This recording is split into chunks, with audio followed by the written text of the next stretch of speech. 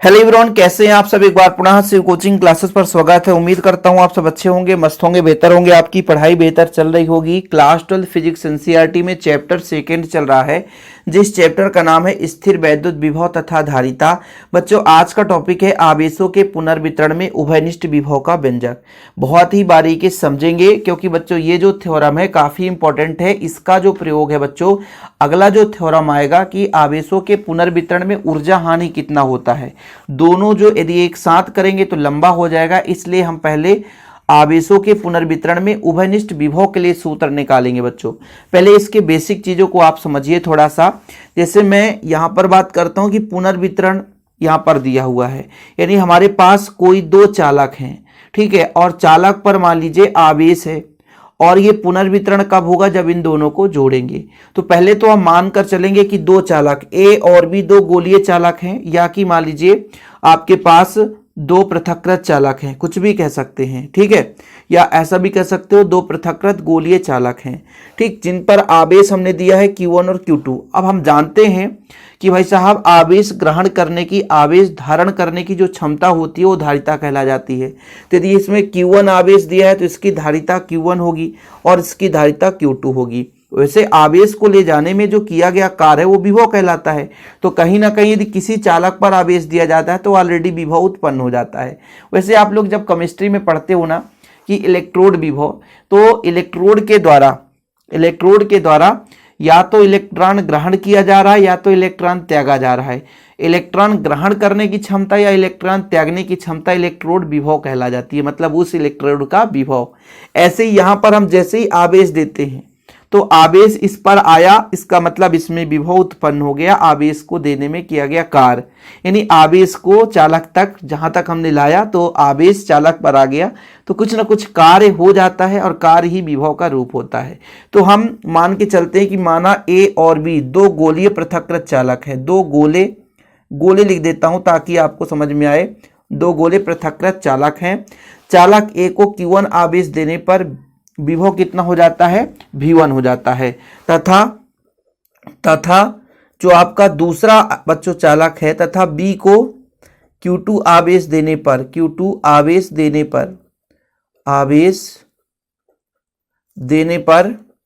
विभव कितना हो जाता बच्चों, विभव V2 हो जाता है। फिलहाल अभी यहां तक हम बिल्कुल माना। वैसे डायग्राम को इधर बनाते माना इधर लिखते तो भी वही चीज है, परेशान मत होना कि सर आज आपने उल्टा कर दिया है।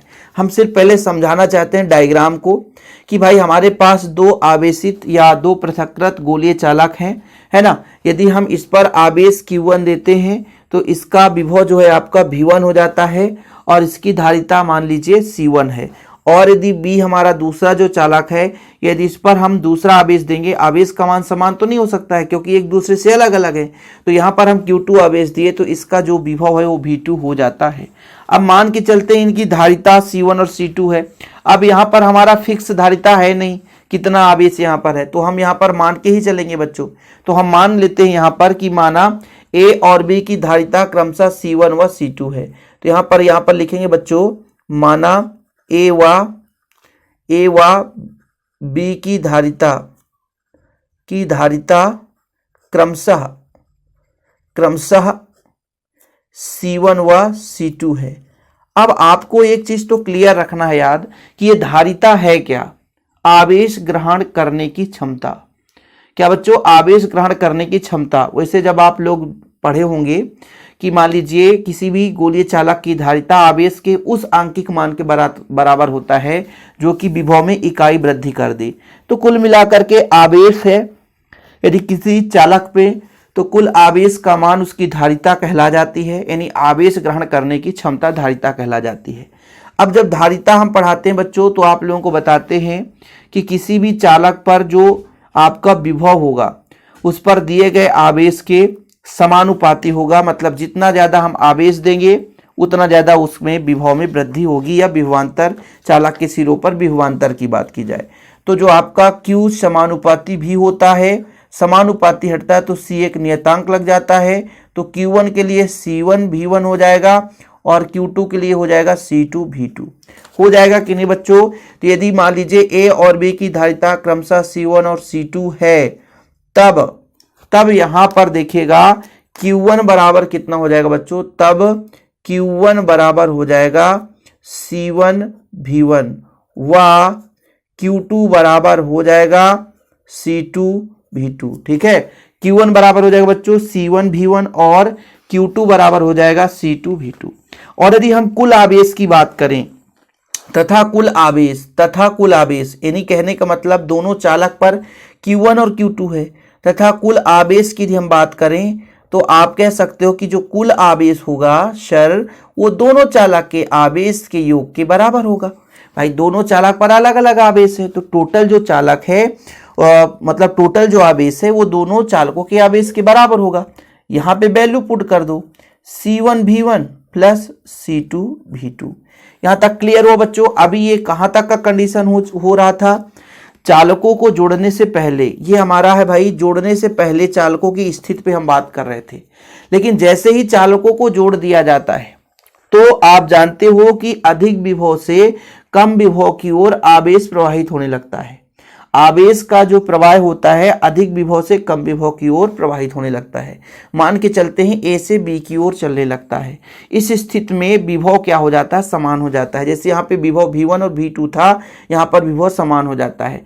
यदि बच्चों आवेश का मान क्या हो जाएगा, भाई ऐसा भी तो होगा ना कि अधिक विभव वाले से कम विभव की ओर आवेश प्रवाहित होगा, और जब आवेश का मान समान हो जाएगा तो विभव का मान समान हो जाएगा।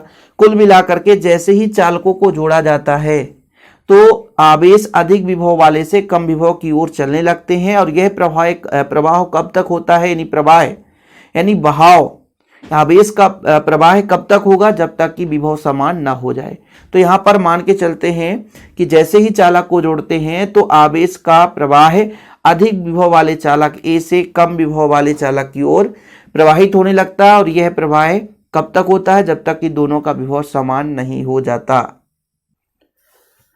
तो आगे आपको लिखना है बच्चों, यहाँ पर देखिएगा कि जब दोनों चालकों को जोड़ा जाता है तो आवेश का प्रवाह अधिक विभव वाले चालक ए से कम विभव वाले चालक बी की ओर होने लगता है, और यह प्रवाह तब तक जारी रहता है जब तक कि दोनों का विभव समान ना हो जाए। मतलब विभव समान होने तक आवेश का प्रवाह होने लगता है। अब बच्चों यहाँ पर हम मान के चलते हैं कि आवेश का प्रवाह कब तक हुआ है, जब तक कि विभव समान ना हो जाए। अब विभव समान हो जाएगा तो हम मान के चलते हैं कि माना उभयनिष्ठ विभव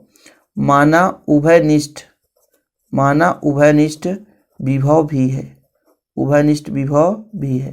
भाई दोनों चालकों को हमने जोड़ दिया है तो विभव का मान समान हो जाएगा, तो उभयनिष्ठ विभव क्या हो जाएगा, भी हो जाएगा। तब यहाँ पर आप देखिएगा, तब विभव का आप लोगों ने फार्मूला पढ़ा है V बराबर, ठीक है, ये आपकी आवेश के धारिता से ही निकल कर आ जाता है कि कुल आवेश यानी चालकों को जोड़ने पर कुल आवेश और कुल धारिता के मान के बराबर होगा। अब आप बताओ कुल आवेश कितना है। मैं कह दूं कि Q1 और Q2 दोनों मिलाकर तो कुल आवेश यही है, और कुल धारिता आपसे पूछूं तो C1 और C2, यही तो कुल धारिता है। अब बच्चों यदि मैं Q1 और Q2 का मान इस समीकरण 1 से रख दूं तो फिर यहाँ पे आपका V का मान निकल कर आ जाएगा बच्चों। V बराबर Q1 का मान है आपका C1V1 और इसका मान है C2V2 divide by C1 plus C2, और इसको आप समीकरण 2 दे दीजिए, और यही आपके उभयनिष्ठ विभव का व्यंजक है। ठीक है बच्चों, यही आपके उभयनिष्ठ विभव का व्यंजक है। यही उभयनिष्ठ विभव के लिए व्यंजक है। ठीक है, यही उभयनिष्ठ विभव के लिए व्यंजक है। यहां तक क्लियर हो गया।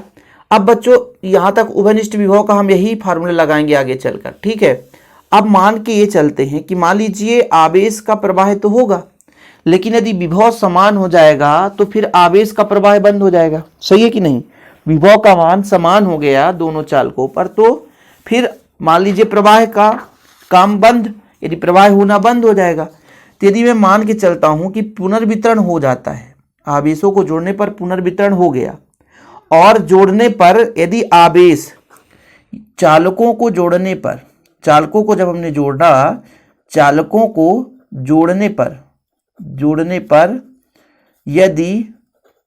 यदि ए पर आवेश प्लस Q1 व बी पर आवेश कितना हो जाए बच्चों, Q1 है, इसका कितना हो जाए, Q2 हो जाए, मतलब आवेश थोड़ा सा भिन्न भिन्न हो जाए। तो भाई विभव तो समान हो गया, लेकिन जरूरी नहीं कि आवेश का मान समान हो। इस स्थिति में यदि आपसे कह दूं Q1 का मान कितना होगा, C1 भी, व Q2 का मान कितना होगा, बच्चों, C2 भी। ये चीज तो होगा ना, Q1 का मान आपका C1 भी हो जाएगा और Q2 का मान C2 भी हो जाएगा। अब यहां पर मैं यदि आपसे कह दूं कि इन दोनों का रेशियो निकालूंगा Q1 अपान Q2 का, तो ये आ जाएगा C1 भी और यहाँ पे C2 भी, यानी भी से भी कट जाएगा बच्चों, तो Q1 अपान Q2 बराबर C1 अपान C2। कभी कभी आंकिक क्वेश्चनों में ये आपका फार्मूला तैयार हो जाता है, तो ये भी चीज आपको लिखना है तो लिख सकते हैं कि दो आवेशी चालकों को जोड़ने पर आवेशों की पुनर्वितरण में उनकी धारिताओं का अनुपात जो है आवेशों के अनुपात के बराबर होता है। तो लास्ट में अतः लिख सकते हो ना कि दो आवेशी चालकों को जोड़ने पर आवेशों का जो पुनर्वितरण होता है, जो आवेशों का पुनर्वितरण होता है उनकी धारिताओं के अनुपात में होता है। ठीक बच्चों, तो ये चीज हमको बताना था कि भाई ऐसा भी फार्मूला कभी कभी यूज में आ जाता है, तो आप लोगों को है ना याद रहना चाहिए। बाकी जो उभयनिष्ठ विभव का व्यंजक यदि पूछा जाएगा तो यहीं तक आपको लगाना है। बच्चों यदि आपको इसका हैंड रिटेन नोट्स लेना है प्रॉपर रूप से, तो कॉन्टैक्ट नंबर है 9685299149। ये मेरा पर्सनल नंबर है 9685299149। इस नंबर पर कांटेक्ट करें, नोट्स ले लें और प्रॉपर रूप से तैयारी करें। फिलहाल अभी के लिए इतना ही। जय हिंद, वंदे मातरम।